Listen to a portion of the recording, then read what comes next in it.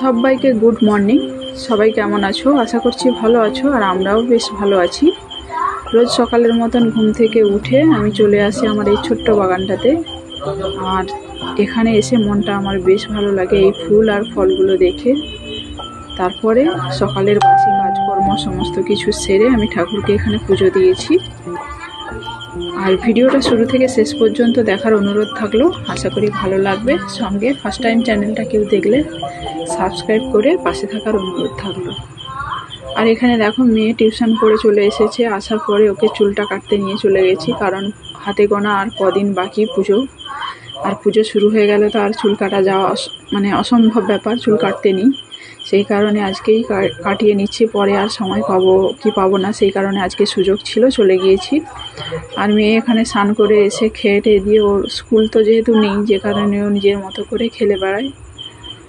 আর বাড়িতে সেরকম কেউ নেই, ও একাই তো। ওর মতো করে ওই একটা খারাপ ফোন ছিল, সেটা নিয়েই খেলছে। আর আমি রান্নাঘরে চলে এসেছি। রান্নাঘরে বিশেষ করে আমার একটা শখের জায়গা, এখানে আমার বেশ ভালো লাগে সারাদিন রান্না করতে করতে। আর আমার এখানে রাখা আছে ইনডোর প্ল্যান্টগুলো, ওদেরকে দেখতে দেখতে আমার কিভাবে ঘরের সমস্ত কাজকর্ম হয়ে যায় আমি বুঝতে পারি না, যে কারণে ওদেরকে আমি চোখের সামনেই রেখেছি। আর এখানে রান্না করছি, আর আগের দিনে ভোলা মাছ নিয়ে আসছিলো, তার কয়েকটা পিস রেখে দিয়েছিলাম তারই আজকে। আর এই মাছ তো অন্য কিছু রান্না করা যায় না, ওই ঝালটাই ভালো লাগে, সেই কারণে আজকেও ঝাল করব। আর করব কুমড়ো পুঁই শাকের তরকারি।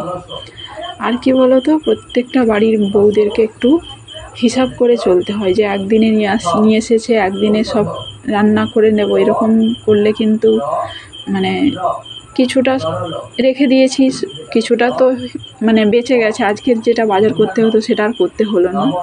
সেইভাবেই হিসাব করে চললে দেখবে অনেকটাই পয়সা বাঁচানো যায়। তো তারপরে আমি ভোলা মাছটাকেও ঝাল করে নিয়েছি, আর এখানে কুমড়ো আর পুঁই শাকটাকে রান্না করব। এটা রান্না করতে অনেকটাই টাইম লাগে, এই কারণে ওকে কষাতে বেশি সময় লাগে। আর এটা পুরো নিরামিষভাবেই রান্না করব। এতে তো আর আমাদের বাড়িতে বিশেষ করে পেঁয়াজ কোনো কিছু দেওয়া হয় না, শুধু একটু আদা বাটা দিয়ে আর জিরের গুঁড়ো দেওয়া হয়। এইভাবে নিরামিষভাবেই আমি রান্না করব। এতে দিয়েছি তেজপাতা, শুকনো লঙ্কা, একটুখানি পোস্ত, একটু গোটা জিরে, পাঁচফোড়ন সমস্ত দিয়ে ভাজা করে তারপরে আমি পুঁই শাক আর কুমড়োটা দিয়ে এবার কষিয়ে নেওয়ার পালা। এবার এইভাবে আস্তে আস্তে হালকা আঁচে কষাতে থাকতে হবে, না হলে লেগে যাবে তলাতে। তারপরে অ্যাড করে দিচ্ছি হলুদ, তারপরে অ্যাড করে দেবো লবণ, দিয়ে আবারও ভালো করে কষাতে থাকবো। এইভাবে আস্তে আস্তে করতে হবে। আর একটা আমি কথা বলবো, হাতে গোনা কদিনই বাকি আমাদের পুজো, সেই কারণে সবাইকে বলবো অনেক আনন্দ করো, অনেক সাজগুজ করে, অনেক সুন্দর সুন্দর খাওয়া দাওয়া করে, অনেক বাইরে যেখানে যেখানে খুশি, যেখানে পছন্দ করো যাও, অনেক আনন্দ করো। তবে এই সময় বিশেষ করে বেশি বিপদের আশঙ্কা থাকে, সেই কারণেই সবাই কিন্তু একটু সাবধানে চলাফেরা করবে। যেটা আমি জ্ঞান দিচ্ছি ভেবো না, তো আমার যারা বড়রা আছো, তো আমি অনেকটাই ছোট, জ্ঞান দেওয়ার কাউকে আমার ক্ষমতা কিচ্ছু নেই। যাই হোক, এখানে দেখো আমার রান্না প্রায় রেডি। এখানে ভোলা মাছের ঝাল আর পুঁই শাক কুমড়োর তরকারি করেছে, আর কিচ্ছু করিনি আজকে, কারণ অনেক কিছু হেজিবেজি আমাদের বাড়িতে কেউ পছন্দ করে না।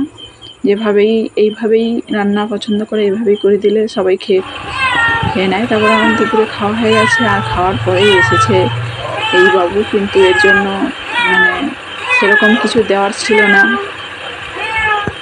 আর এরা বাড়িতে ঢুকলে আমার বাবা ঠিক একটা পছন্দ করে না, কুকুরদেরকে খেতে দেয় কিন্তু এদেরকে পছন্দ করে না। যাই হোক, তারপরে এখানে দেখো বিকেল টাইমটা একটু এখানে চলে আসছিলাম। আর এটা হলো একটা মঠ, এখানটা আসলে কিন্তু মনটা বেশ ভালো লাগে, আর বলতে পারো এটা একটা শান্তির জায়গা। এখানের বেশটা দেখেই নিশ্চয়ই তোমরা বুঝতে পারছো অসাধারণ একটা জায়গা। যাই হোক, ভিডিওটা এই পর্যন্ত। তোমাদের সঙ্গে দেখা হবে নতুন এক ভিডিও নিয়ে। ততক্ষণে সবাই ভালো থাকবে, সুস্থ থাকবে। সবাইকে শারদীয়ার শুভেচ্ছা।